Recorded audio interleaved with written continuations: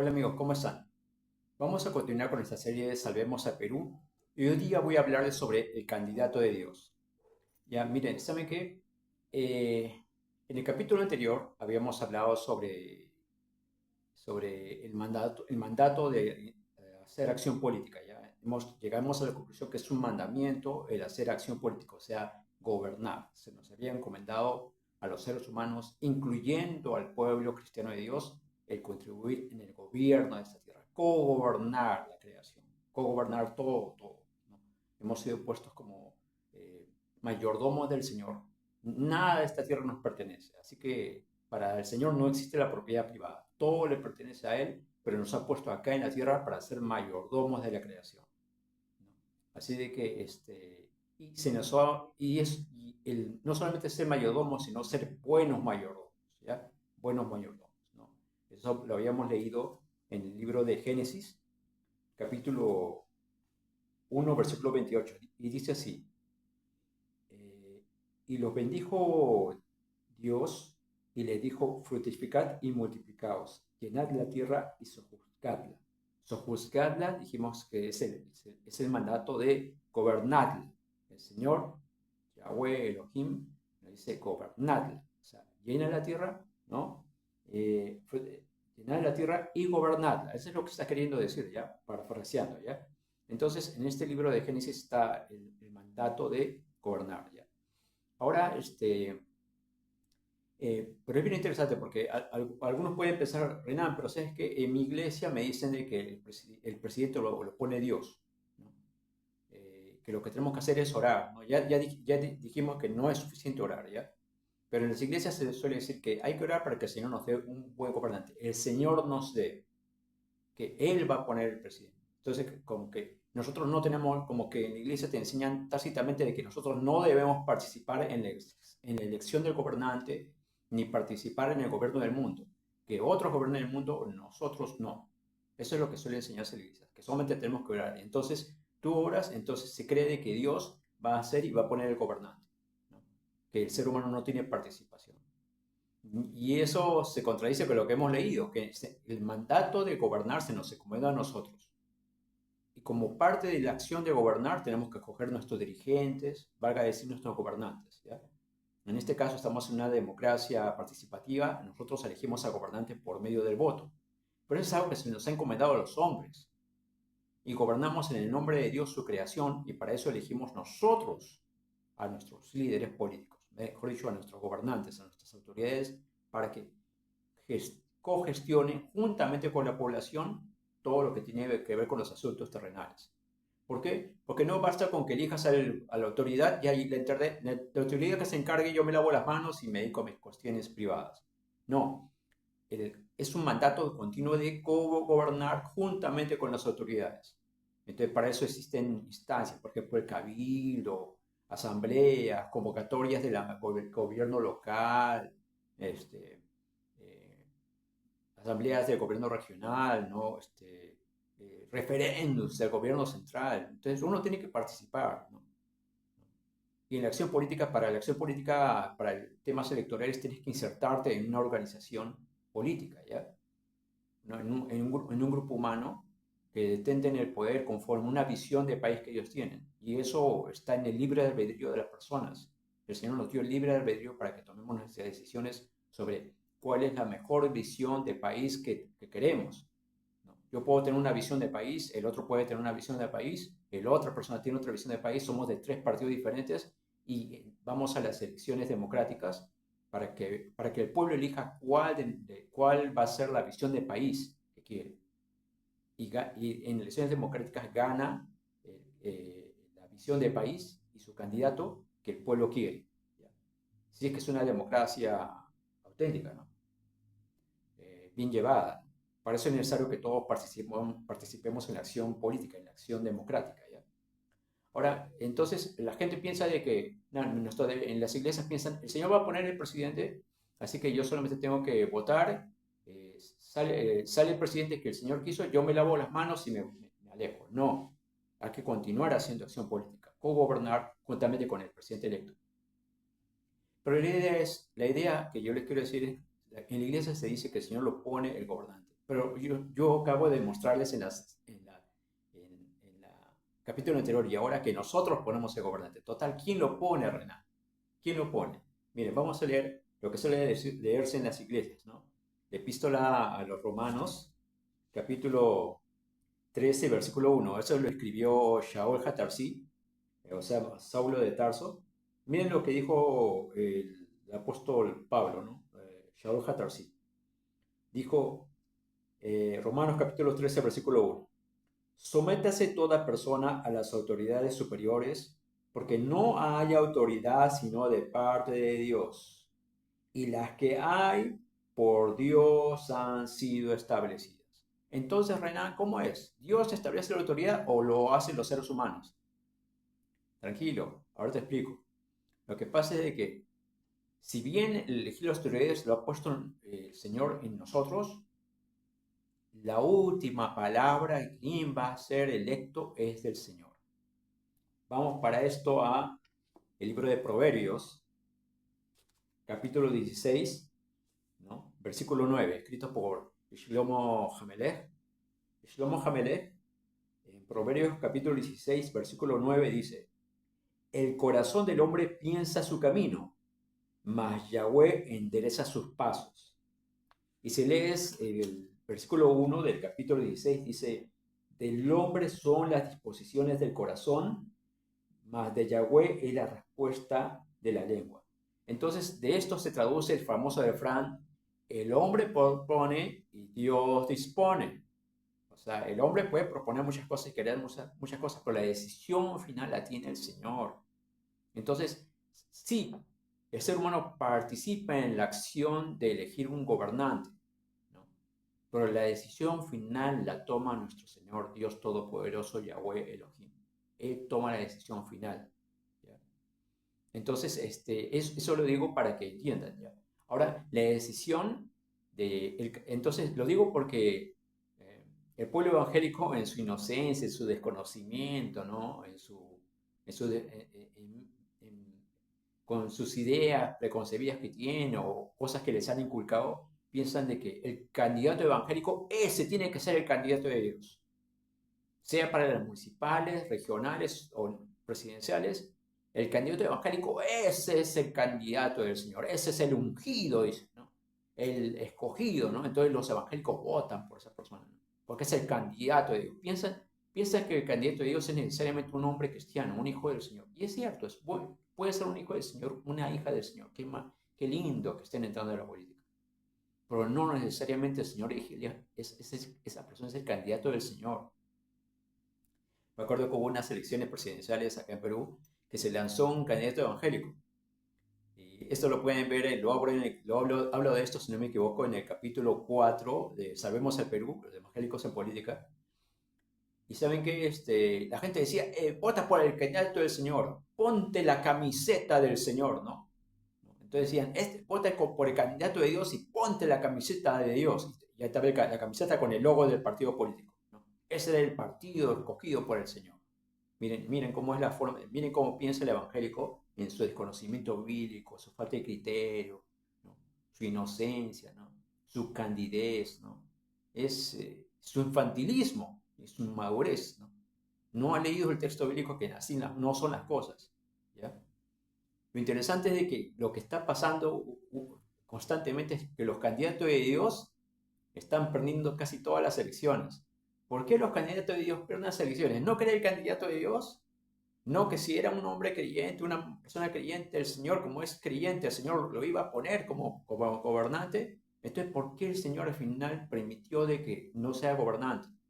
Algunos cristianos puede decir, no, es el diablo que se ha puesto. El diablo se opuso a que gane el candidato de Dios. O sea, el diablo le ganó a Dios en las elecciones. Eso es lo que quiere decir. O sea, esa persona está queriendo decir de que, no, que el diablo nos saboteó. ¿Eso quiere decir de que el diablo puede sabotear a Dios? No, el diablo no es otro Dios compitiendo con nuestro Dios Todopoderoso. No son dos dioses. El diablo es un ángel caído, un ser creado, es una criatura caída. No es creador. El diablo es criatura caída, pero no es creador. No es la idea maniquea de que son la guerra entre dos dioses.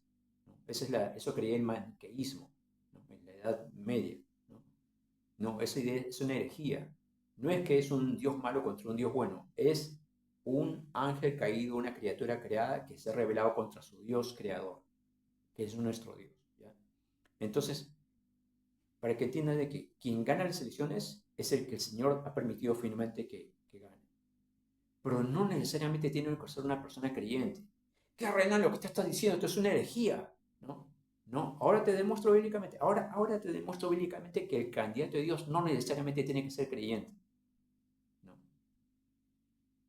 El caso de Israel es bien interesante, porque sabes que Israel en la época del Antiguo Testamento se había revelado. Primero se había revelado tanto el reino de Israel, que es el reino del norte, y el reino de Judá, que es el reino del sur, porque el pueblo de Israel se había dividido en dos reinos, ya, se podría decir ya, en dos naciones. Se había dividido el pueblo de Israel en dos naciones, Israel al norte y el reino de Judá al sur.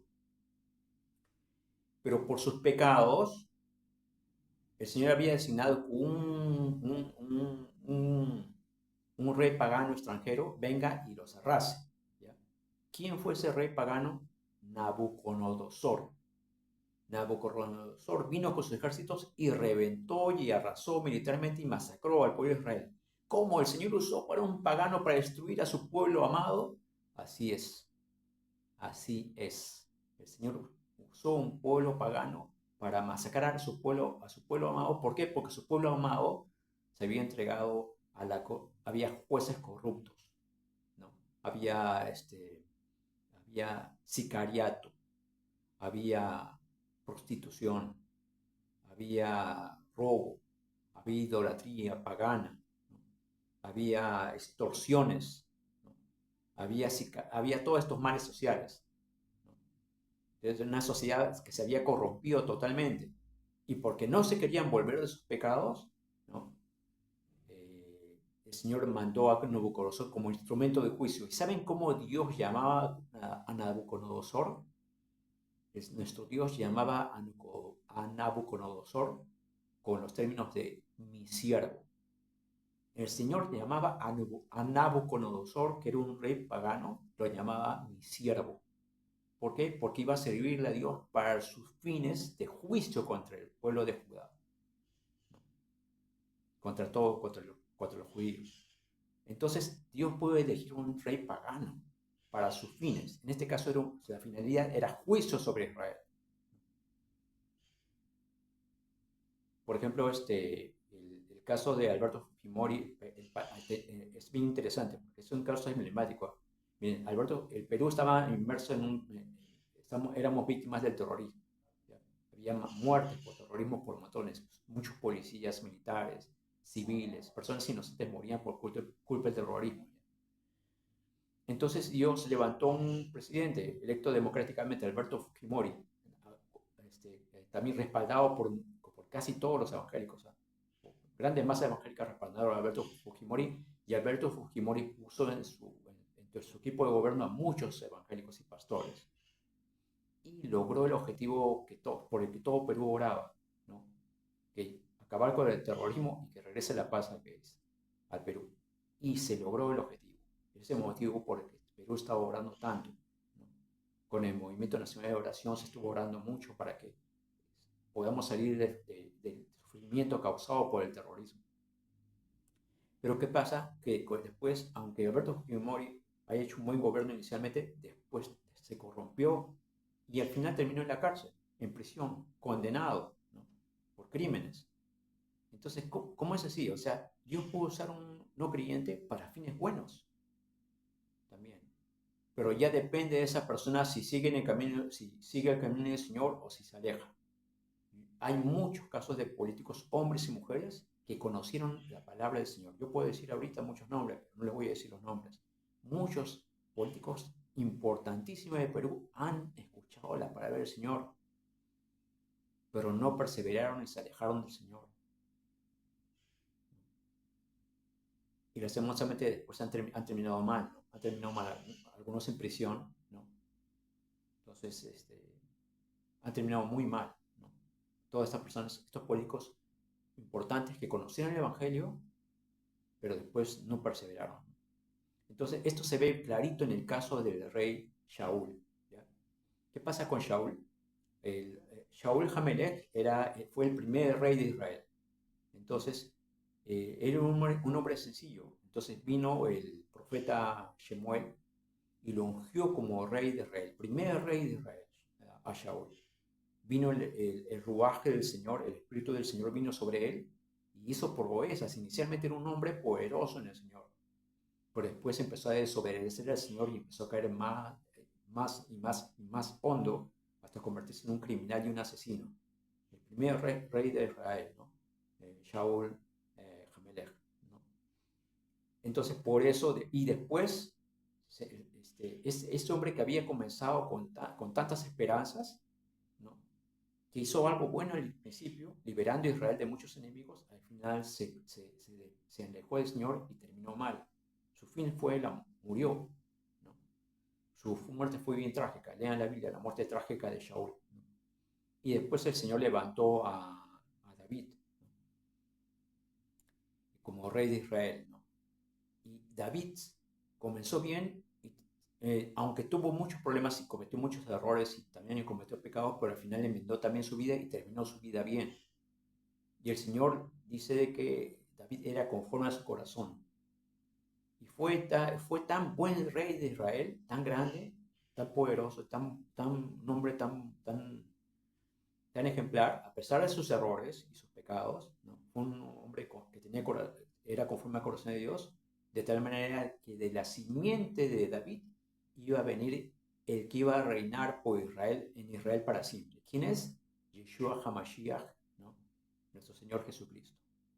Él va a ser el futuro, él es el rey y va a reinar finalmente, ¿no?